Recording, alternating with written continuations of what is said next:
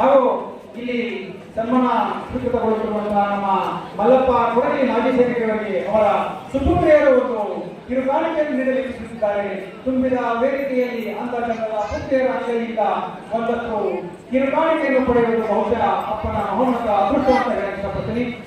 ಆ ಕೊಡಗಿಯವರ ಸುಪುತ್ರಿಯವರು ಒಂದಿಷ್ಟು ಕಾಣಿಕೆಯನ್ನ ತಮ್ಮ ತಂದೆಯವರು ನೀಡ್ತಾ ಇದ್ದಾರೆ. ಚಪ್ಪಾಳೆ ಜೋರಾಗಿರಲಿ.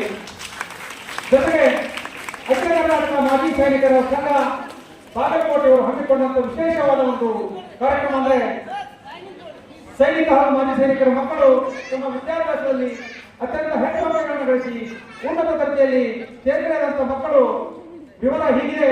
ಶ್ರೀ ಕುಮಾರ್ ಸಂಗಮೇಶ್ ಪರಶುರಾಮ್ ಭಾರ್ಗೆ ಹುಣಗೂರು, ಇವನು ವಿಜ್ಞಾನ ವಿಭಾಗದಲ್ಲಿ 97% ಗಳಿಸಿ ಶ್ರೇಷ್ಠ ಸಾಧನೆಯನ್ನು ಮಾಡುವುದರ ಜೊತೆಗೆ ನೀಟ್ ಪರೀಕ್ಷೆಯಲ್ಲಿ 725 ಅಂಕಕ್ಕೆ 650 ಅಂಕವನ್ನು ಪಡೆದುಕೊಂಡು MBBSಗೆ ಆಯ್ಕೆಯಾಗಿದ್ದಾನೆ.